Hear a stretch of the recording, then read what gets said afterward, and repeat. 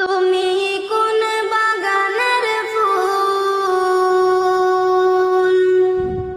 তুমি কোন বাগানের ফুল রে আমার ইসলাম ধর্মের মূল। সকল নবী হইতে শ্রেষ্ঠ আখেরি রাসূল, তুমি কোন বাগানের ফুল, তুমি কোন বাগানের ফুল, তুমি কোন বাগানের ফুল রে আমার ইসলাম ধর্মের মূল। সকল নবী হইতে শ্রেষ্ঠ